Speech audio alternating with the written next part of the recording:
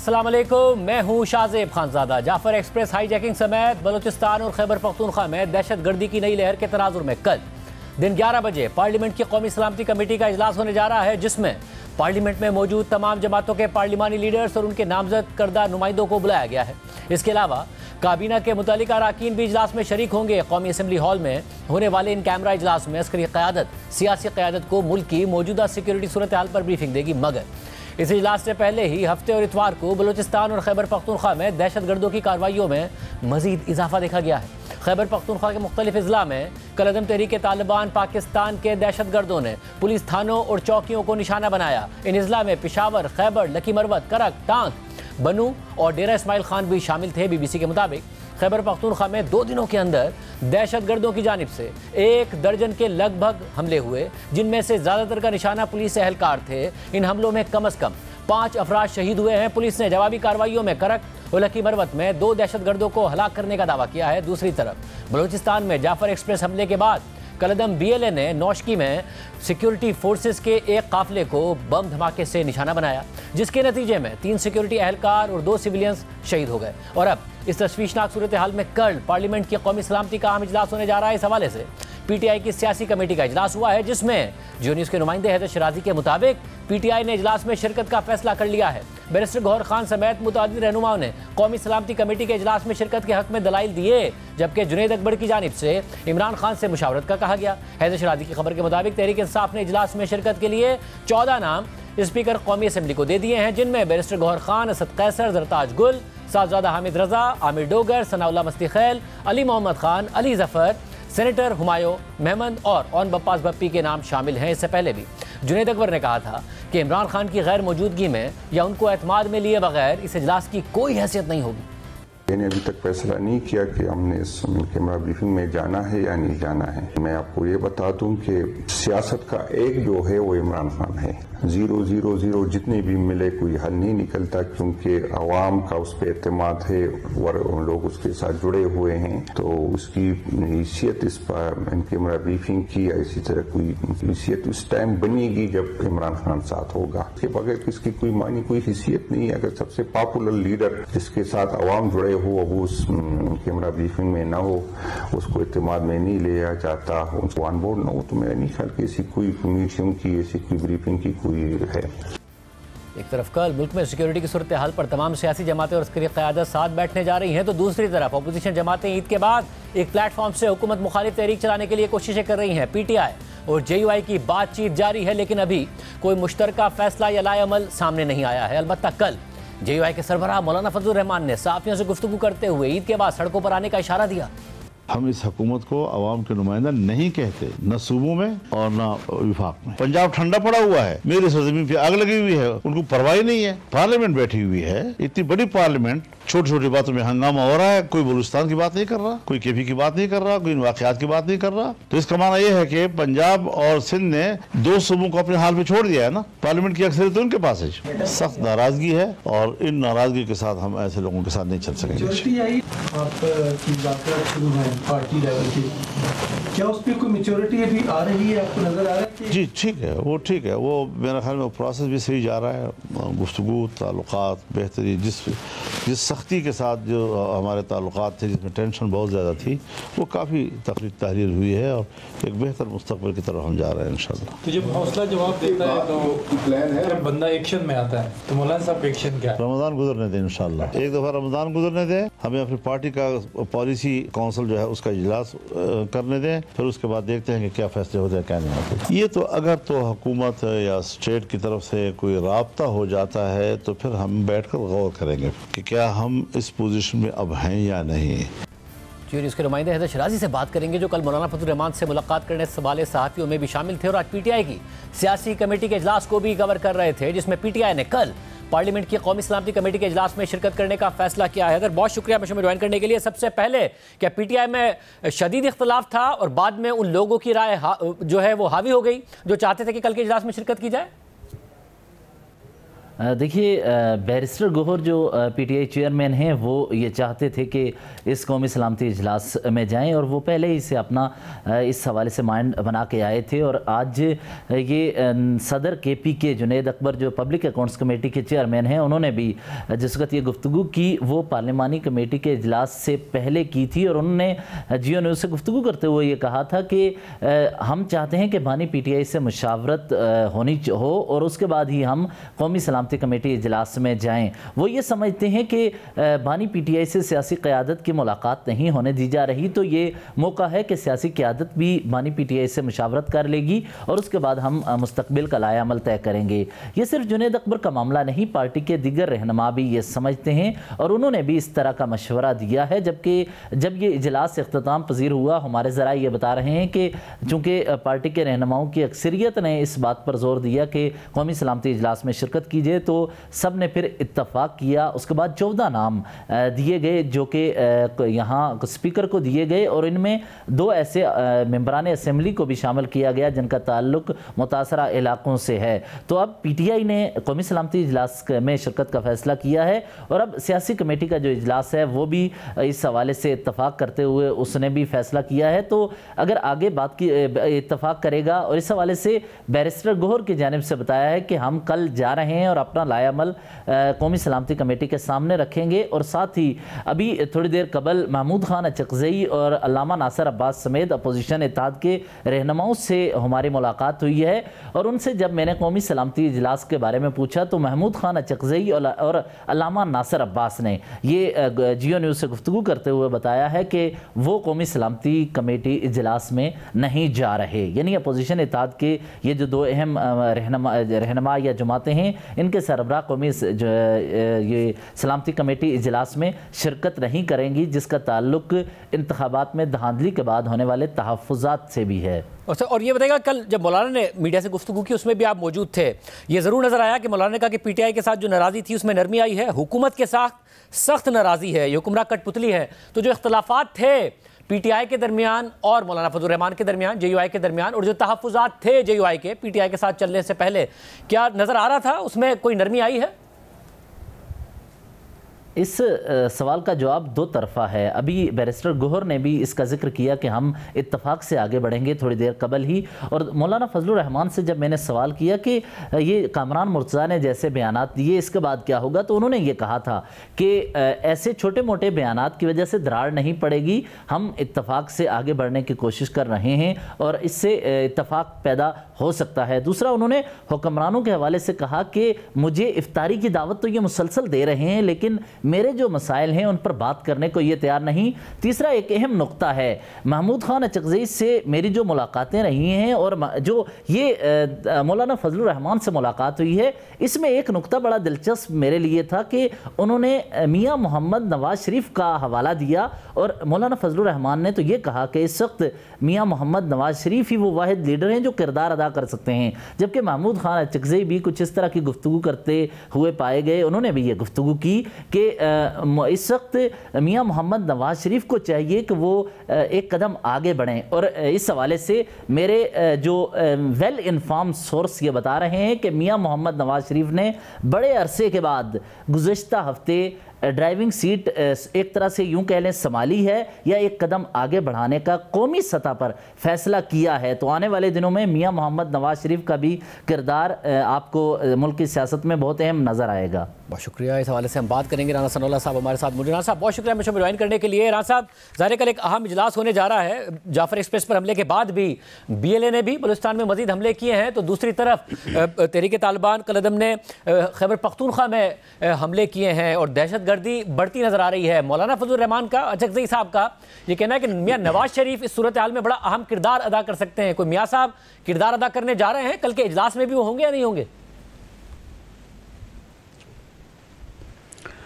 देखें, मियाँ नवाज शरीफ साहब के ज़ुम्मे जो भी कौमी सतह पे जो किरदार उनके ज़ुम्मे होगा वो बिल्कुल वो अदा करेंगे, उनकी पार्टी अदा करेगी। उनकी पार्टी की गवर्नमेंट है वफाक और सूबे में, चीफ मिनिस्टर साहबा और वज़ीर आज़म उस किरदार को यकीनन जो है वो उनकी रहनुमाई में अदा करेंगे।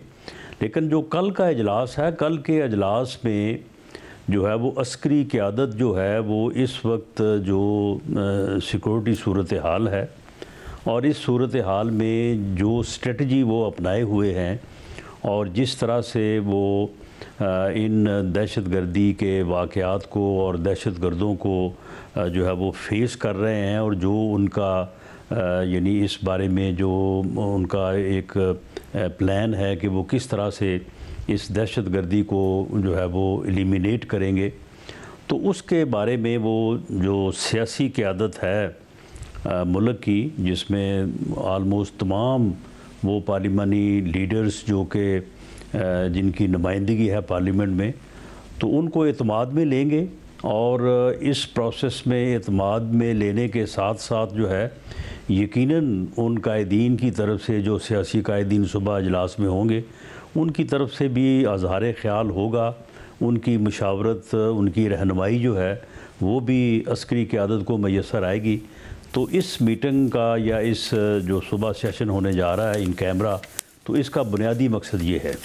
साहब, अगर जो किरदार नवाज शरीफ साहब का अभी सियासत में है इलेक्शन के बाद वही रहेगा, स्टेटस को रहेगा, या वो कोई किरदार उन्होंने ज़्यादा अदा करने का फैसला किया है? क्योंकि ज़ाहिर है मुल्क में इस वक्त टेररिज्म है, पॉलिटिकल डिवाइड भी बहुत ज़्यादा है, मौलाना हुकूमत पर तनकीद कर रहे हैं, उसे कठपुतली कह रहे हैं, मगर साथ ही नवाज शरीफ साहब से किरदार अदा करने की बात भी कर रहे हैं।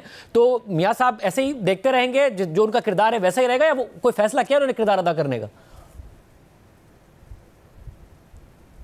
देखिए, सियासत में जो है ये थोड़ा बहुत बयानबाजी और थोड़ी बहुत तलखी जो है ये होती रहती है। इससे मैं नहीं समझता कि इससे कोई ज़्यादा मानी लिए जाने चाहिए।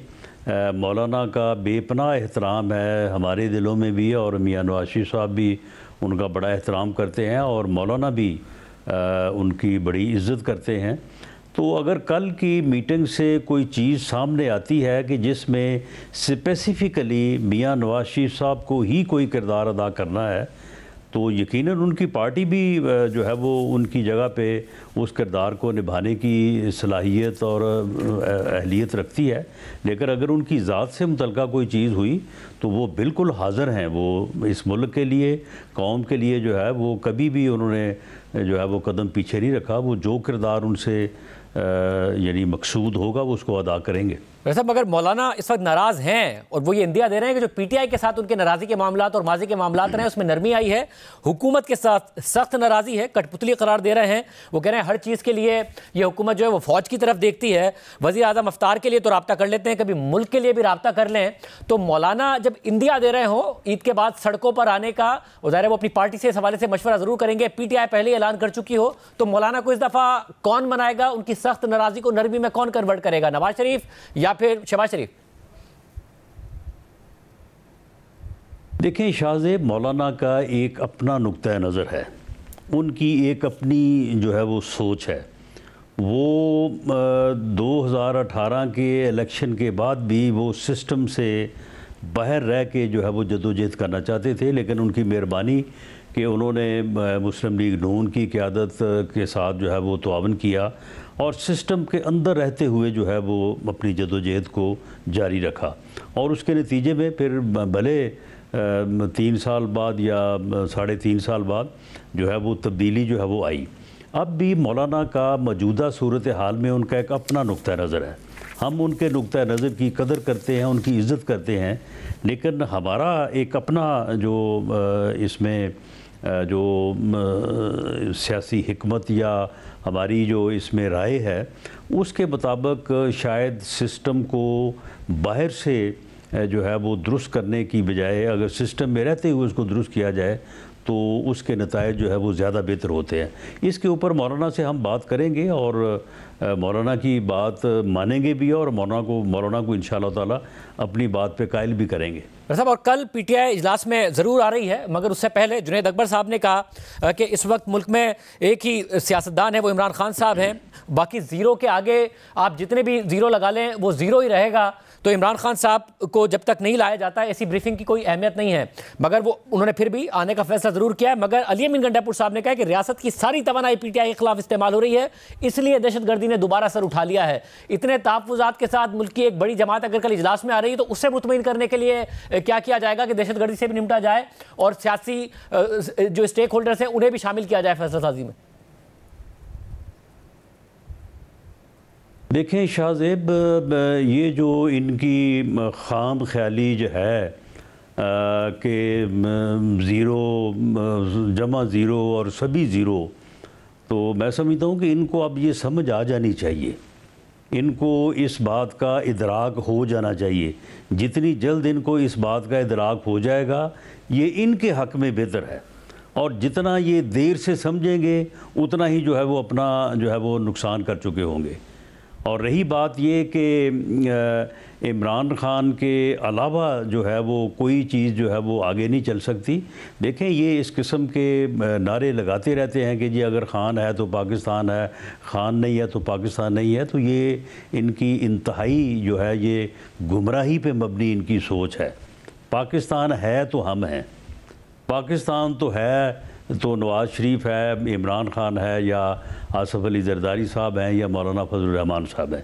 तो इसलिए पहले जो है वो पाकिस्तान की खैर जो है वो मांगनी चाहिए और उसके लिए जो है वो मिल के काम करना चाहिए।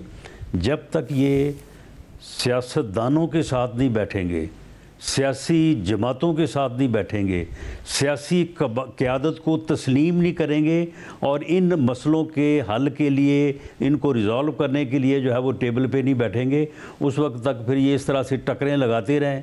आगे इन्होंने जो है वो 2-2.5 साल ये देख लिया है, और भी अगर ये तजर्बा करना चाहते हो तो ये कर लें, लेकिन हमें फिर इनसे इस तरह से कोई हमदर्दी नहीं है, ये फिर खुद अपना नुकसान कर रहे हैं। मगर अमन के लिए खैबर पख्तूनख्वा का सूबा बहुत अहम है। अगर उसके वज़ीर आला ये कह रहे हो कि जी रियासत का फोकस ही ठीक नहीं है, अब वहाँ पर लॉ इन्फोर्समेंट पर हमले हो रहे हैं, पुलिस पर, फौज पर, मदरसों पर, तो वहाँ के लिए जब तक आप उन्हें ऑन बोर्ड नहीं लेंगे, वहाँ से कंसेंसस नहीं डेवलप करेंगे, तो दहशतगर्दी से कैसे निपटेंगे? नहीं, देखें, जो अली अमीन गंडापुर साहब कह रहे हैं कि जी रियासत की या हुकूमत की तमाम तवानाइयाँ जो हैं वो पीटीआई के ख़िलाफ़ खर्च हो रही हैं, तो पीटीआई की तवानाइयाँ कहाँ पे खर्च हो रही हैं? पीटीआई की भी तो तमाम तर तवानाइयाँ जो हैं वो रियासत के ख़िलाफ़ खर्च हो रही हैं। तमाम तर प्रोपेगंडा, वो गाली गलोच ब्रिगेड, वो सोशल मीडिया, ये क्या कर रहे हैं? ये अब जो जाफ़र एक्सप्रेस का हादसा हुआ है, उस हादसे के फ़ौरन बाद जो इंडियन मीडिया का रिएक्शन था, उस रिएक्शन को या उसके साथ कौन था जो उन जैसी बातें कर रहा था, जो उनको एंडोर्स कर रहा था, या जिसे इंडियन मीडिया जो है वो एंडोर्स कर रहा था? तो मामला ये है कि वो अपनी जो है वो लाइन एंड लेंथ सही करें, अपनी तवानाइयों जो है वो तवानाइयाँ जो है वो बजाय रियासत के, मुल्क के, पाकिस्तान के ख़िलाफ़ खर्च करने की बजाय वो पाकिस्तान के हक़ में करें, तो फिर जो है वो उन्हें आगे से भी जो है वो बेहतर जो है वो रिस्पॉन्स मिलेगा।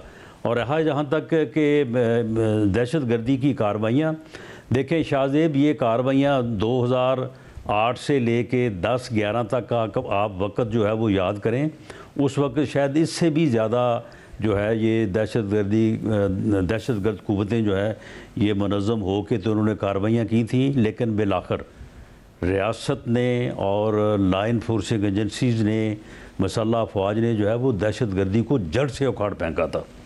ये बाद में एक पॉलिसी दोबारा 2013-14 आने की इजाज़त वाली गलत हुई है, तो फिर ये दोबारा हमें दिन देखने पड़े हैं। मगर सर साहब उसमें भी अब भी हमारी मसल्ह अफवाज में, लॉ इन्फोर्सिंग एजेंसीज़ में, आवाम में इतनी ताकत हिम्मत है कि इस दहशतगर्दी को की जो है वो बेखुनी इसे एलिमिनेट कर दिया जाएगा इंशाल्लाह आने वाले हफ्तों और महीनों में। ये कोई ज़्यादा देर की बात नहीं है। वैसे मगर उसके लिए जब आप कहते हैं कि रियासत की गलतियां थी, उनको वापस लाने का फैसला, उसमें ज़ाहिर है सिर्फ इमरान खान साहब तो इन्वॉल्व नहीं थे, रियासत इन्वॉल्व थी। DGI जनरल फैज़ हमीद का जाना, काबुल में चाय पीते हुए ये कहना कि सब ठीक हो जाएगा, उसके बाद अब सारा का सारा इल्ज़ाम चाहे वो BLA का हो या फिर तालिबान का लगाया जा रहा है कि अफगानिस्तान में इनकी पनाहगाहें हैं, वहाँ से इनकी सहूलतकारी हो रही है। बताया जाता था कि अशरफ गनी की हुकूमत है, वो प्रो इंडिया है, इसलिए पाकिस्तान में कार्रवाइयाँ हो रही हैं। तालिबान की आ गई हुकूमत, तो अब भी यही हो रहा है। तो रियासत की हर तरीके से, चाहे वो अंदरूनी पॉलिसी हो या फिर बैरूनी पॉलिसी हो, दोनों ही फ्लॉप हुई है ना।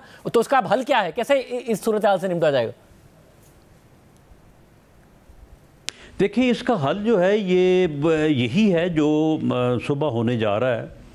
इसका हल यही है कि अस्करी क़यादत और कौमी क़यादत, पॉलिटिकल लीडरशिप जो है वो इकट्ठे बैठें, एक दूसरे का नुक्ता नज़र सुने, एक दूसरे को अपने नुक्ता नज़र से, अपनी हिकमत से, अपनी दानाई से, अपनी रहनुमाई से जो है वो आगाह करें। तो उसके नतीजे में जो चीज़ सामने आएगी तो यकीनन वो एक ऐसा यानी नतीजा या ऐसा फ़ैसला होगा कि जिसके ऊपर अमल करके हम सुरखरू हो सकेंगे, हम कामयाब हो सकेंगे और दहशतगर्दी पे काबू पा सकेंगे। साहब, जब जाफर एक्सप्रेस पर हमला हुआ तो रियासत की तरफ से भी, हुकूमत की तरफ से यही आया कि ये जो है ये एक बहुत जो है गेम चेंजर वाली बात है जो इस किस्म की इन्होंने यह हमला किया है। अब क्या कोई बड़ा ऑपरेशन होने जा रहा है? क्योंकि आपका अपना बयान, आप खुद इंटीरियर मिनिस्टर रहे हैं, वज़ीर आज़म के मुशीर, आपका बयान तो ये है कि कोई बड़ा ऑपरेशन नहीं होगा, बाकायदा तौर पर इंटेलिजेंस बेस्ड ही ऑपरेशन होंगे। नहीं शाहजेब, इसमें बड़े ऑपरेशन से क्या मुराद है? यानी इस वक्त यानी इंटेलिजेंस बेस्ड ऑपरेशन से मुराद ये कि जहाँ कहीं भी यानी मुल्क के किसी कोने में, किसी खुदरे में, किसी जगह पे भी जब इन्फॉर्मेशन मिलती है कि यहाँ पे दहशतगर्द मौजूद हैं, यहाँ पे दहशतगर्द जो है वो कोई कार्रवाई करने की जो है वो प्लानिंग कर रहे हैं, तो वहीं पे जो है वो लॉ इन्फोर्सिंग एजेंसीज, पुलिस का अगर एरिया है तो पुलिस, अगर एफसी है तो एफसी, रेंजर्स है तो रेंजर्स, अगर फ़ौज है तो फ़ौज, तो देर एंड देन वहाँ पे जो है वो कार्रवाई होती है। और ये जो इंटेलिजेंस बेस्ड ऑपरेशन है ये कुछ छोटे ऑपरेशन नहीं है, ये बहुत बड़े ऑपरेशन है। इसमें आप ये देखें कि हमारे कर्नल, ब्रिगेडियर, मेजर रैंक के ऑफिसर जो हैं वो सेक्रीफाइस कर रहे हैं, जामे शहादत नोश कर रहे हैं, सिपाही हमारे जो है वो शहीद हो रहे हैं। तो ये कोई ऐसे ऑपरेशन तो नहीं है कि कोई बचा के या कोई बड़ी एहतियात के साथ कोई दाएं बाएं से जो है वो हो रहे हैं। ये यानी पूरे फ्रॉम दी फ्रंट जो है ये ऑपरेशन हो रहे हैं। तो ये बड़े ही ऑपरेशन हैं, इनमें कोई किसी किस्म की जो है वो कसर उठा नहीं रखी जा रही और ये जारी रहेंगे। बल्कि इनमें जो है वो जितनी शिद्दत या जितनी इनमें जो है वो तेज़ी लाई जा सकती है वो लाई जा चुकी है। इस वक्त भी किसी किस्म की कोई जो है वो ताकत जो है वो उठा नहीं रखी जा रही। तो ये सिलसिला जो है ये अगर ऑपरेशन खात्मे तक जो है वो जारी रहेगा। साहब, अगर इंटेलिजेंस बेस्ड ऑपरेशंस में तेजी लाई जा रही है तो जाफर एक्सप्रेस के बाद भी हमने देखा BLA ने, तहरीक तालिबान पाकिस्तान का लदम ने हमले किए हैं, तो फिर ये इंटेलिजेंस फेलियर तो हुआ ना कि वो इतने बड़े हमले करने में कामयाब हो रहे हैं, बड़े हमले के बाद उसके फॉलोअप में भी हमले करने में कामयाब हो रहे हैं। नहीं शाहजेब, ये इंटेलिजेंस फेलियर नहीं है। मामला ये है कि इस वक्त जो तालिबान की हुकूमत अफ़गानिस्तान में कायम है, बदकिस्मती से हमें अफ़गान अवाम से बड़ी उम्मीद भी है, हमारे वो भाई हैं, हमें उनकी बड़ी इज़्ज़त है, हमने उनकी बड़ी मदद की है। लेकिन इस वक्त जो टोला जथा जो वहाँ पे हुक्मरान है उसने इन लोगों को वो सहूलत फराहम की हुई है कि वहाँ पे इनके पास सेफ हेवन्स हैं, वहाँ पे ये बैठ के तैयारी करते हैं, वहाँ से बैठ के प्लानिंग करते हैं और उसके बाद जो है वो हमलावर होते हैं।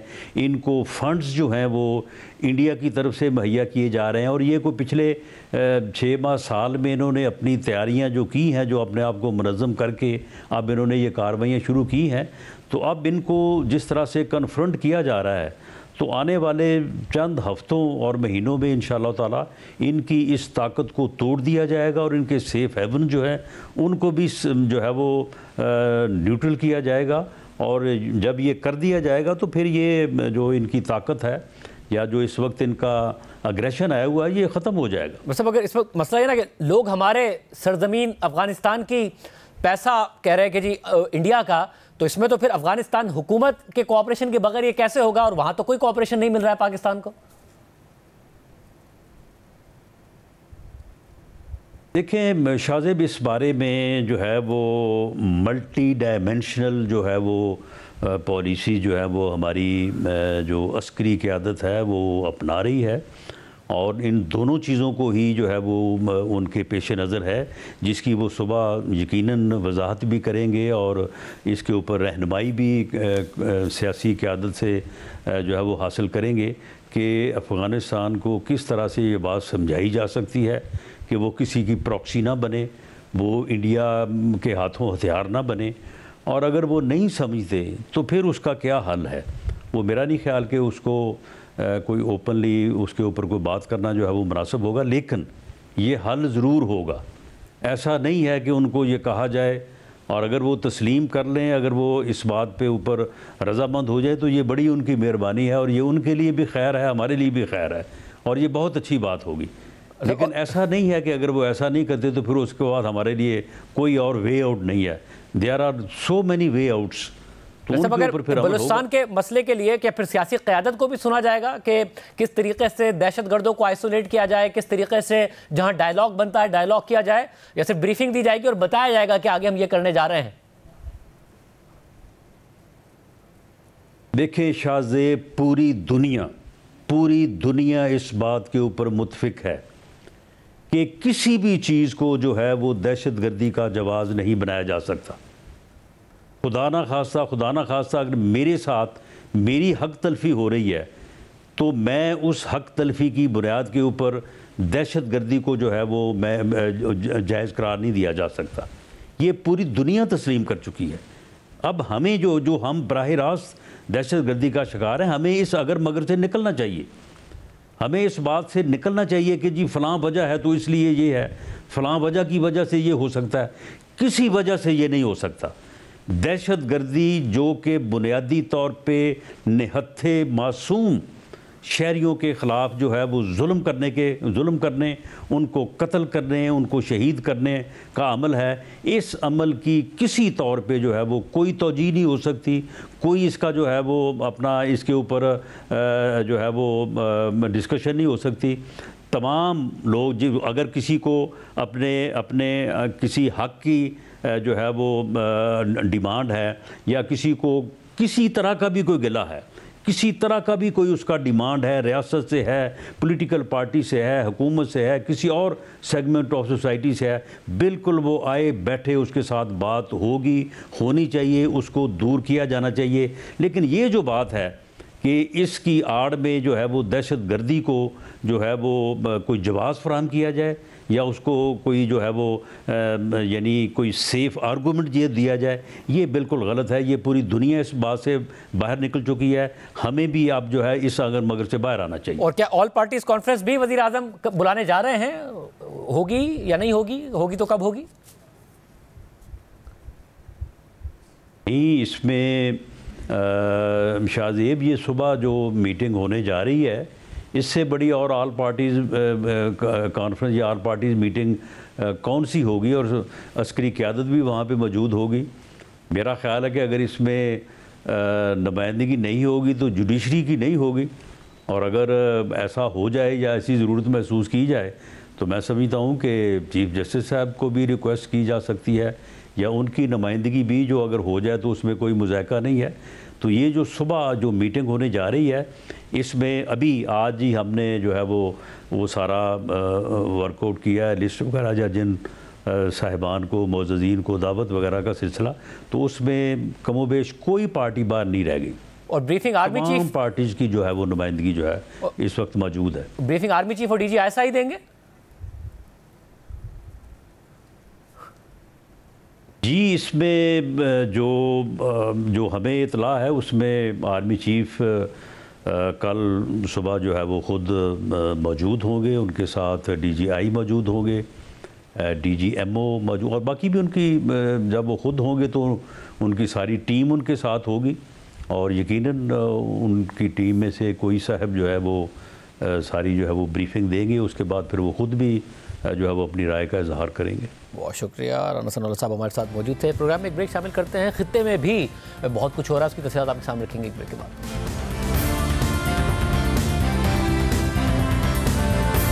मशरिक़ वुस्ता में एक और ईरानी हिमायत याफ्ता ग्रुप इसराइल और उसके इत्तेहादी अमरीका के निशाने पर आ गया है। हफ्ते को यमन में ईरानी हिमायत याफ्ता हौसी बागियों के खिलाफ अमरीका की जानिब से शुरू होने वाले फ़िज़ाई हमलों का सिलसिला पूरी शिद्दत के साथ अब भी जारी है। इन हमलों को सदर ट्रंप की जानिब से दूसरी बार इक़्तिदार संभालने के बाद पहला बड़ा अमरीकी हमला करार दिया जा रहा है, जिसमें अब तक 53 अफराद मारे गए हैं। साथ ही सदर ट्रंप ने इस मामले में मुदाखलत ना करने के लिए ईरान को भी खबरदार कर दिया है, जिस पर ईरान ने जवाब भी दे दिया है। जबकि हूसी बागियों ने अमरीकी तंसीबात पर जवाबी हमलों का दावा भी कर दिया है, जिस पर आज ट्रंप ने अपने एक सोशल मीडिया पोस्ट में कहा है कि हूसियों के तमाम हमले ईरान की मदद से होते हैं। हूसियों का कोई नया हमला या जवाबी कार्रवाई का सख्त ताकत से जवाब दिया जाएगा और इस बात की भी कोई गारंटी नहीं है कि यह जवाब वहीं रुकेगा। इस पॉइंट के बाद हूसियों की जानिब से किया गया हर हमला जो ईरानी क़यादत और असलहे की मदद से हो रहा होगा, ईरान उसका जिम्मेदार होगा और संगीन नताइज भुगतेगा। ट्रंप के इस बयान पर ईरान ने भी सख्त जवाब दिया है। अल जज़ीरा के मुताबिक ईरान की वजारत खारजा के तर्जुमान इस्माइल बकाई ने कहा है कि ईरान अपने कौमी मफाद, सलामती और खुद मुख्तारी की खिलाफ वर्जी पर फैसला कुन अंदाज में पूरी ताकत के साथ जवाब देगा।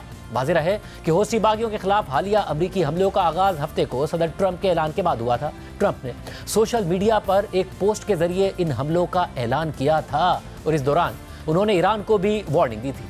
ट्रंप ने इस पोस्ट में लिखा था कि मैंने अमरीकी फ़ौज को हुक्म दिया है कि वो यमन में हूसी दहशत गर्दों के खिलाफ फैसला कुन और ताकतवर फौजी कार्रवाई करे। ईरान की फंडिंग से हूसी गुंडों ने अमरीकी तैयारों पर मिसाइल दागे हैं और हमारे फौजियों और इत्तेहादियों को निशाना बनाया है। इन बेरहमाना हमलों ने अमरीका और आलमी मईशत को अरबों डॉलर्स का नुकसान पहुंचाया है और साथ ही बेगुनाह जानों को भी खतरे में डाल दिया है। इसके बाद ट्रंप ने हूसी बागियों को मुखातिब करते हुए लिखा कि तुम्हारा वक्त ख़त्म हो चुका है और तुम्हारे हमले आज से बंद हो जाने चाहिए। अगर ऐसा ना हुआ तो तुम पर ऐसा कहर नाजिल होगा जो इससे पहले तुमने कभी नहीं देखा होगा। इसके बाद ट्रंप ने ईरान को मुखातिब करते हुए लिखा कि हूसी दहशतगर्दों की हिमायत फौरी तौर पर ख़त्म होनी चाहिए। अगर तुमने हिमायत की तो होशियार रहना, क्योंकि अमेरिका तुम्हें मुकम्मल तौर पर जवाब दे ठहराएगा और नरमी नहीं बरतेगा। इस ऐलान के फ़ौरन बाद हूसी कंट्रोल वाले यमनी इलाकों पर अमेरिका की जानिब से शदीद फ़िज़ाई हमलों का सिलसिला शुरू हो गया था, जो 2 दिन बाद आज भी जारी है। BBC के मुताबिक हूसियों के ज़ेर इंतज़ाम वजारत सेहत ने इतवार को बताया कि हफ्ते को शुरू होने वाले अमरीकी हमलों में कम अज़ कम 53 अफराद मारे गए हैं, जिनमें 5 बच्चे और 2 ख़वातीन भी शामिल हैं, जबकि 98 अफराद ज़ख्मी हुए हैं। और आज सुबह अल-जौफ और अल हदीदा के इलाकों में अहदाफ को निशाना बनाया गया, जबकि अमरीकी सेंट्रल कमांड का कहना है कि इसकी अफवाज ने अपनी कार्रवाइयाँ जारी रखी हैं। अमरीका ने हफ्ते के रोज़ हूसी बागियों पर फैसला कुन और ताकतवर फ़िज़ाई हमलों का आगाज़ कर दिया था, जिसका मकसद बहरा अहमर यानी रेड सी में हूसियों के हमलों को रोकना था। अमरीका का कहना है कि मरने वालों में बाज़ अहम हूसी रहनुमा भी शामिल हैं, लेकिन गिरोह ने इसकी तस्दीक नहीं की है। हूसी रहनुमा अब्दुल मालिकुल हूसी ने कहा है कि जब तक अमरीका यमन पर हमले जारी रखेगा, उसके जंगजू रेड सी में अमरीकी जहाज़ों को निशाना बनाएंगे। अमरीकी कौमी सलामती के मुशीर माइक वॉल्स ने ABC न्यूज़ को बताया कि हफ्ते के हमलों में मुतअद्दिद हूसी रहनुमाओं को निशाना बनाया गया और उन्हें ख़त्म कर दिया गया, जबकि उन्होंने फॉक्स न्यूज़ को बताया कि हमने उन पर ज़बरदस्त ताकत के साथ हमला किया है और ईरान को ये नोटिस दिया है कि अब बस बहुत हो गया है। इसी तरह अमरीकी वज़ीर दिफा पीट हेक्सेट ने फॉक्स न्यूज़ को इंटरव्यू देते हुए कहा कि मैं बिल्कुल वाज़ेह कर देना चाहता हूं कि ये मुहिम नेविगेशन की आज़ादी और डेटरेस को बहाल करने के बारे में है। BBC ने मज़ीद लिखा है कि हूसी बागियों ने बगैर कोई सबूत फराहम किए ये दावा किया है कि उन्होंने रेड सी में अमरीकी तैयारा बरदार जहाज़ USS हैरी एस ट्रूमैन और कई दीगर अमरीकी जंगी जहाज़ों पर 2 हमले किए हैं, जिन्हें उन्होंने अमेरिका के हमलों का जवाब करार दिया है। ताहम एक अमरीकी अहदेदार ने रॉयटर्स न्यूज़ एजेंसी को बताया कि इतवार को अमरीकी जंगी तैयारों ने 11 हूसी ड्रोन मार गिराए, जिनमें से कोई भी तैयारा बरदार जहाज़ के करीब नहीं पहुंचा। ताहम अमेरिका ने अभी तक ऐसे दावे पर बाज़ाब्ता रद्द अमल नहीं दिया है। अमेरिका के इन हालिया हमलों और ट्रंप इंतज़ामिया की जानिब से ईरान को दी गई धमकियों पर ईरान का रद्द अमल सामने आया है। ईरान के सुप्रीम लीडर आयतुल्ला खामनाई ने ट्रंप के इस इक़दाम पर रद्द अमल देते हुए एक्स पर लिखा है कि यमनी कौम हर हाल में फातेह होगी, मज़ाहमत ही वाहिद रास्ता है। जिस चीज़ ने आज अमेरिका और उसके इत्तेहादियों को घबराहट में मुब्तला कर दिया है, ये वो हकीकत है कि मुस्लिम अक़वाम साबित कदम खड़ी हैं और ये मज़ाहमत मौसर साबित होगी। जबकि ईरान के वज़ीर ख़ारजा अब्बास इराक़ची ने इस हवाले से एक्स पर पोस्ट करते हुए कहा है कि अमरीकी हुकूमत के पास ईरानी ख़ारजा पॉलिसी को डिक्टेट करने का कोई इख्तियार नहीं है।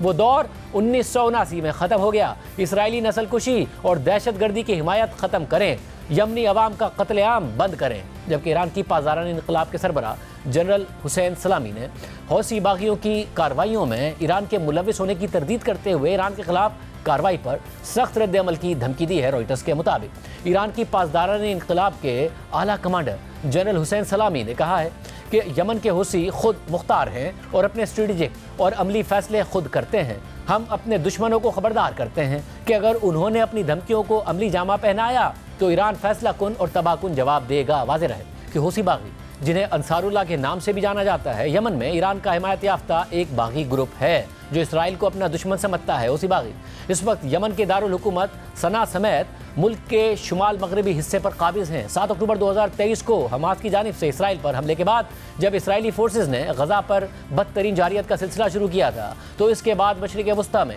ईरान की अहम तरीन प्रॉक्सी हिजबुल्लाह की तरह हुसी बागियों ने भी फ़लस्तीनियों की हिमायत में इसराइल और उसके इत्तेहादियों को निशाना बनाना शुरू कर दिया था। और इस सिलसिले में हुसी बागियों ने रेड सी से गुजरने वाले बैनुल अक़वामी कमर्शियल बहरी जहाज़ों पर हमले शुरू कर दिए थे और उन्होंने नवंबर 2023 से रेड सी और खलीज अदन में दर्जनों कमर्शियल बहरी जहाज़ों को मिसाइल, ड्रोन्स और छोटी कश्तियों से निशाना बनाया और दावा किया कि ये जहाज़ इसराइल और उसके इत्तेहादी अमेरिका और बरतानिया के थे। जनवरी में हमास और इसराइल के दरमियान होने वाली जंगबंदी के बाद हुसी बागियों ने भी रेड सी में बहरी जहाज़ों को निशाना बनाने का सिलसिला रोक दिया था, लेकिन हाल ही में हुसी बागियों ने इसराइल की जानिब से गजा की नाकाबंदी और इमदाद की फराहमी बंद करने के खिलाफ एक बार फिर आलमी बहरी जहाज़ों को निशाना बनाने का ऐलान कर दिया था, जिसके बाद अब अमेरिका ने हुसी बागियों के खिलाफ फ़िज़ाई हमलों का सिलसिला शुरू कर दिया। ये मामला इस लिहाज से अहम है क्योंकि यमन के पास वाक़े रेड सी दुनिया की बहरी तिजारत का एक अहम रास्ता है और इस मकाम से दुनिया भर की तिजारत का 12% हिस्सा गुजरता है। वाज़ेह रहे कि इससे पहले इसराइल भी हुसी बागियों के खिलाफ फ़िज़ाई कार्रवाइयाँ करता रहा है और गुज़िश्ता साल दिसंबर में भी उसने हुसी बागियों के खिलाफ फ़िज़ाई कार्रवाइयाँ की थी। प्रोग्राम में एक ब्रेक शामिल करते हैं और आम खबर की तफसीलात आपके सामने रखेंगे एक ब्रेक के बाद।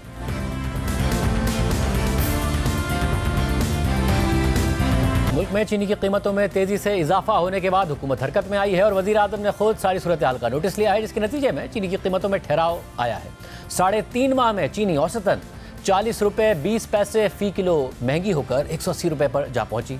200 से 225 रुपये तक जाने की बातें होने लगी और अब दोबारा 165 से 170 रुपये फ़ी किलो के दरमियान है। नुमाइंदा जियो न्यूज़ अयाज अकबर यूसुफ़ज़ई के मुताबिक FIA, IB और FBR ने चीनी सट्टा माफिया और ज़ख़ीरा अंदोज़ों के खिलाफ कार्रवाइयाँ की हैं और मुल्क भर में कार्रवाइयों के बाइस चीनी की कीमतों में कमी आई है और चीनी की कीमत कम होकर 165 से 170 रुपये फ़ी किलो के दरमियान आ गई है। गुज़िश्ता हफ्ते चीनी 180 रुपये फ़ी किलो फ़रोख्त हुई, जिसके बाद चीनी के जाली खरीदारों, बैंक अकाउंट्स और फ़रोख्त का रिकॉर्ड हासिल करके कार्रवाइयाँ की गई, जबकि पंजाब शुगर मिल्स एसोसिएशन की तरफ से कीमतें कम करने की तहरीरी यकीन दहानी भी कराई गई है। खबर के मुताबिक वज़ीर आज़म ने चीनी सट्टा माफिया और ज़ख़ीरा अंदोज़ों के खिलाफ मुतअद्दिद इजलासों की सदारत की है। मुल्क में रमज़ान के दौरान चीनी की कीमतों में तेज़ी से इजाफा हुआ है और चीनी की औसत कीमत 14 रुपये 22 पैसे फ़ी किलो बढ़कर 180 रुपये तक जा पहुंची।